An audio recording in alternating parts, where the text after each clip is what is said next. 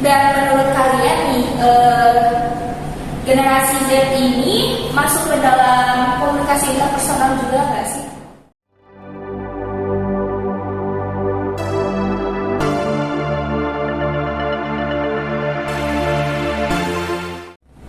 Assalamualaikum warahmatullahi wabarakatuh. Welcome to Podsailor.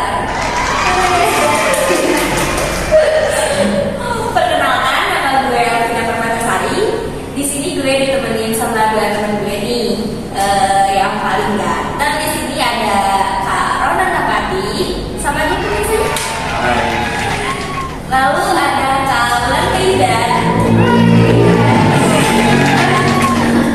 Sekarang apa nih kesibukan kalian? Siapa dulu? Gue dulu ya. Boleh deh, bebas ya, dulu aja. Oke, dari gue dulu mungkin ya. Kesibukan gue akhir-akhir ini ya selain ngerjain tugas ya mungkin sibuk aja sih. Itu kayaknya semua orang Itu udah rutin sih. Kebayang ini sekarang gimana gak sih? Iya, bisa jadi. Setiap hari. Terus kalau Lan sendiri apa nih, Bin? Gue kuliah aja sih sekarang. Kuliah aja. Alhamdulillah. Kalian kuliah jurusan apa nih kalau boleh tahu? Psikologi dong. Sama sih psikologi. Ada psikologi banget ya. Kelihatan sih. Gimana? Banyak tugas kah atau gimana? Gimana ya pokoknya ya. Ya. Tugas. Apalagi nikmatin aja kali ya. Apalagi tugas bikin video ya. Ya. Gak ada. Agak gimana gitu. Agak lama pembuatannya. It's okay. It's okay, tapi kita nikmatin juga. Oke, kita ngapain sih? Ya. Jadi hari ini tema kita yaitu komunikasi interpersonal generasi Z. Kalau boleh tahu, kalian itu termasuk generasi Z gak sih sekarang? Sebelumnya gue jelas dulu ya definisi generasi Z. Boleh. Generasi Z itu adalah generasi yang hanya memiliki sedikit memori tentang dunia tanpa smartphone dan tahun kelahirannya pun mulai 1997 sampai 2012 12. ya. Atau kisaran usia 9 sampai 24 tahun. Karena gua kelahiran awal tahun 2000-an, ya gua juga termasuk generasi Z sih. Masih muda ya? Ya, udah ya. Kayak lo jelas ini. Bukan gue yang ngomong. Apa sih makna? Oke, boleh. Kaulan, gimana nih Kaulan? Gue juga gendut dong. Kita semua gendut gak sih? Aku gendut juga gak? Gendut juga. Mas gendut ya. Jadi kita semua sama ya. Nanti pembahasannya kita nanti bakal lihat kali ya contohnya. Ya, pasti. Oke, gue juga pernah dengerin rata-rata penduduk di bumi sekarang tuh kebanyakan generasi Z, ya hampir kurang lebih 30% lah penduduk di bumi sekarang. Cukup mendominasi berarti ya. Ya, benar. A few moments later. Gue juga menambahin nih boleh ya? Boleh dong. Jadi generasi Z ini mereka tuh cenderung mengambil informasi-informasi dari internet, kayak media sosial, kayak gitu-gitu. Terus kebanyakan dari kita kan juga pada punya sosial media ya Instagram, TikTok, pada punya dong WhatsApp. Nah mereka tuh biasanya cenderung komunikasi di media sosial itu tadi, di komentar dan gitu-gitulah. Sering berinteraksi di sosial media sih kebanyakan. Sekarang tuh jadi serba sosial media ya. Ya, kalau sekarang tuh kayak generasi Z tuh gak ada yang ansos gitu ya, anti sosial. Rata-rata sih ya. Kebanyakan kan kayak gitu sih ya. Pasti update terus kabar terkini. Karena kan tiap hari juga dari bangun tidur sampai tidur lagi ya. Megangnya tuh handphone gitu kan, kita scroll kerjanya. Apalagi scroll TikTok ya. Kalau harapan nih gimana? Oke, mungkin selain konten-konten TikTok, Reel, Instagram, mereka juga menganggap media sosial sebagai medium pilihan untuk terlibat dalam komunikasi. Iya yang tadi gue bilang gitu kan. Ya, betul. Benar. Sebagai digital natif, generasi muda ini nyaman dengan teknologi sekarang seperti komputer dan lain-lain. Generasi Z juga menganggap teknologi sebagai bagian integral dan tidak terpisahkan dari kehidupan mereka. Generasi baru itu terhubung untuk berkomunikasi dan belajar melalui digital. Kurang lebih gitu sih. Udah karena menarik ya pembahasan kita kali ini. Jadi bisa gue simpulin ya kalau misalnya generasi Z itu generasi yang sejak lahir udah mengenal smartphone gitu ya. Apalagi kayak Instagram, kayak Twitter. Sekarang Twitter benar-benar update banget. Mungkin kalau zaman dulu tuh Facebook kali ya. Ya, sekarang Instagram. Facebook. Ya Facebook banget dulu tuh zaman-zaman ali-ali. Aduh ya, ya benar. Iya kan? Pokoknya tuh zaman sekarang tuh kayak zaman yang apa-apa tuh gampang banget kan, sosmed banget itu. Bener kata Kaulan, dari bangun tidur sampai tidur lagi kita tuh pasti pegang handphone terus gak sih? Iya bener kan? Gak bisa jauh dari handphone. Iya bener. Dan menurut kalian nih, generasi Z ini masuk ke dalam komunikasi interpersonal juga nggak sih?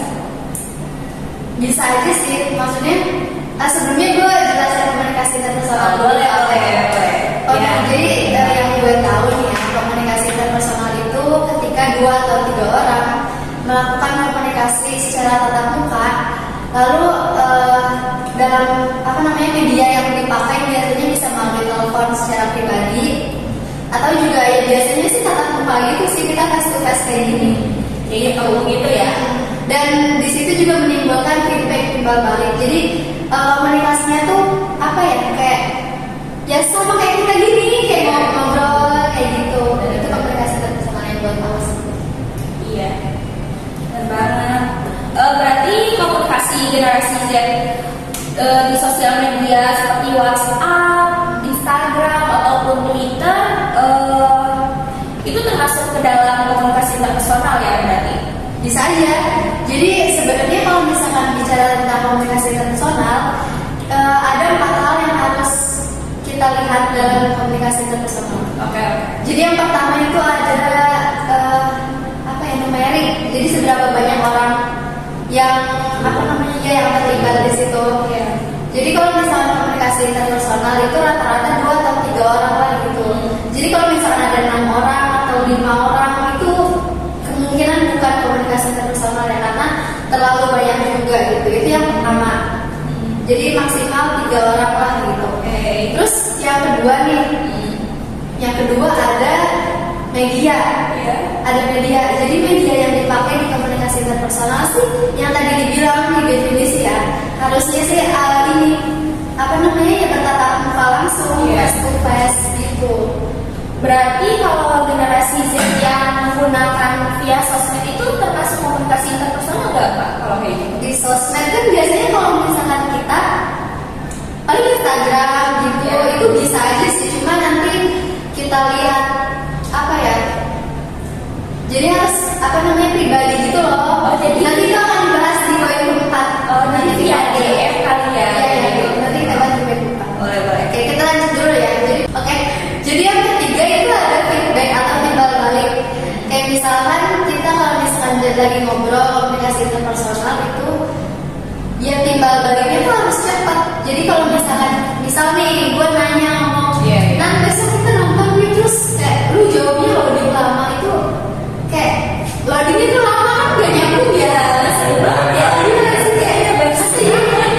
Pasti kita ngobrol, lu jawabnya nanti-nantian itu kan gimana gitu ya. Itu feedbacknya komunikasi interpersonal itu harus cepat, feedbacknya timbal baliknya cepat gitu. Oke, paham. Terus yang keempat nih, privacy. Ya, yang keempat itu ada privacy. Nyambung nih ke yang tadi generasi Z ini masuk ke komunikasi interpersonal. Nah, di privacy ini kita akan bahas. Jadi komunikasi interpersonal itu biasanya yang dibicarakan secara pribadi gitu ngomonginnya. Kalau misalkan di sosial media mungkin tadi bisa juga, tapi jadi via pribadi gitu. Japri atau Japri kayak kalau di Instagram mungkin di DM, di WhatsApp juga juga chat pribadi. Tapi WhatsApp kan juga sekarang ada itu ya, ada fitur yang grup gitu. Ya, bisa. Nah kalau misalnya itu kayaknya enggak sih ya, nggak termasuk komunikasi interpersonal karena kan banyakan juga. Iya. Iya. Terlalu banyak gitu ya hidupnya. Baik, berarti udah kejawab nih pertanyaan gue yang tadi ya. Komunikasi generasi Z di sosmed juga bisa dikatakan komunikasi interpersonal asalkan komunikasinya itu bersifat pribadi gitu. Terus apa lagi nih komunikasi interpersonal yang punya tujuan tertentu gitu? Pastinya ada dong. Ada beberapa tujuan dari komunikasi interpersonal itu sendiri. Di antaranya itu untuk menemukan konsep diri. Bila kita terlibat dalam komunikasi interpersonal dengan orang lain, kita bisa banyak menemukan atau belajar tentang diri kita maupun orang lain. Kita sering nih ngobrol-ngobrol atau bahkan curhat. Nah itu kan itu kan sesuatu yang seru ya. Dengan berbincang seperti itu kita juga bisa lebih tahu nih konsep diri kita seperti apa. Oke, yang kedua menemukan dunia luar. Selain untuk menemukan konsep diri, komunikasi interpersonal juga bisa membuat kita lebih tahu tentang dunia luar, lebih tahu tentang ya termasuknya lebih update lah. Kayak ini gak sih yang kemarin kalau generasi Z tuh lagi viralnya tuh yang perang itu loh. Oh iya. Ya. Ya masuk NATO ya itu. Ya jadi sebenarnya tujuan komunikasi itu juga bisa buat itu ya, buat nambah insight gitu ke kita. Tadi dengan dengan ngobrol-ngobrol gitu kan kita jadi tahu nih apa sih yang sebenarnya terjadi di luar. Benar banget. Dan yang ketiga yaitu untuk membantu. Salah satu tujuan komunikasi interpersonal juga bisa untuk membantu, contohnya seperti para psikolog, klinis, konsultan dokter dan sebagainya. Atau kita nih dalam sehari-hari misalkan kita ada teman kita yang curhat karena kemarin habis putus atau habis diputusin lah pacarnya. Nah, kita sebagai teman yang baik mungkin biasanya bantu mereka, bisa mungkin agak teman kita itu nggak merasa sedih terus, nggak merasa Kasih motivasi ya. aja tuh. Apalagi kan psikologi biasanya suka jadi tempat curhatnya ya. Biasanya gitu sih. Padahal kita juga kadang suka Kita juga bener-bener curhat. Oh my god. Ya, terakhir mempersuasi orang. Misal nih kita pengen orang lain ini suka juga sama apa yang kita suka. Komunikasi interpersonal bisa jadi salah satu cara untuk mempengaruhi orang lain. Contoh. Misalkan ada orang yang gak suka sama Korea, terus temen-temennya suka sama Korea. Nah, terus biasanya kan karena teman kita tuh kayak ngajak-ngajak nih, oh ini bagus loh gitu, ini ganteng loh gitu, atau sebagainya. Jadi ya itu udah kayak mempengaruhi teman kita, kurang lebih kayak gitu. Dia juga ada pengalaman di persuasi sama teman sendiri tentang gitu. Emang jadi candu banget. Itu kayaknya Jadi gampang banget gitu ya terpengaruhnya gitu juga komunikasi kayak gampang kita. Benar. Oke nih yang terakhir, tadi di awal dikatakan kan bahwa komunikasi interpersonal itu adalah komunikasi yang dilakukan oleh 2 atau 3 orang ya, yang berfokus pada pertukaran verbal dan non-verbal. Lalu bisa dikatakan komunikasi interpersonal juga kalau berinteraksi langsung atau face to face. Dan juga dikatakan bisa juga melalui media, tetapi harus bersifat privacy gitu. Pertanyaannya nih, kita kan lagi ngomongin komunikasi interpersonal generasi Z sebagai naratif digital yang biasa explore atau bahkan berinteraksi di media sosial. Gimana nih cara agar generasi Z ini bisa berinteraksi juga dengan orang lain di real life? Lalu kita kan nggak tahu nih mereka mudah juga untuk berinteraksi dengan yang secara face to face atau enggak. Mungkin ada orang yang easy going, tapi apa ya? Tapi pasti ada juga orang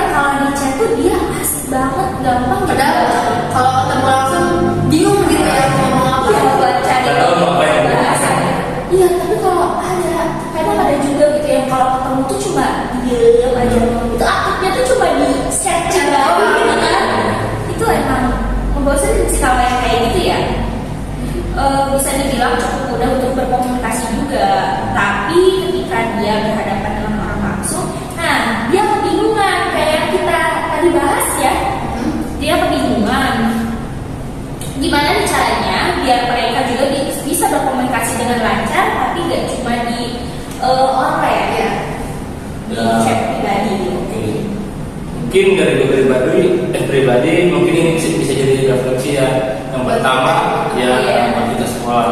Yang pertama yaitu percaya diri.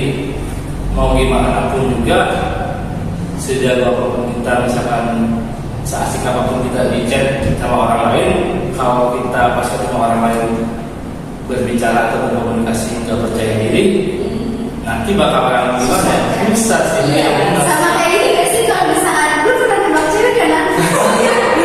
Kayak Kalau lagi PDKT ya. iya, kalau misalkan pengen banget, kalau misalkan nggak pede kayak ya lu ngapain? Iya. Itu kan nggak akan jadi Jadi yang pertama harus pede dulu ya, percaya diri dulu.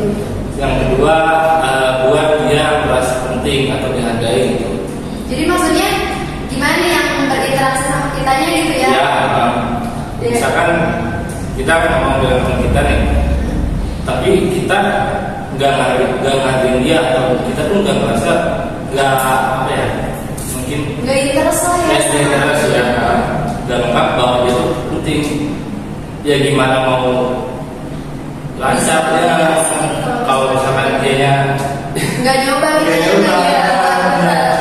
Kadang kalau misalnya kayak teman ataupun pacar, apalagi yang pacarnya gemes gitu ya. Nah. Kalau main sama kita, misalnya pasti nanti dia tuh sibuk aja sama gamesnya, gitu, main HP. Itu kan kalau misalnya kita ngobrol nggak akan nyambung dong. Iya. Itu ngerasa nggak dipentingin banget sih. Udah putusin aja. Ganti cari yang lain. Restoranan misalnya. Boleh. Oke, yang ketiga mungkin jangan cuma memikirkan diri kita sendiri. Kalau misalkan kita lagi ngobrol sama orang, ya kita jangan seenak kita lah.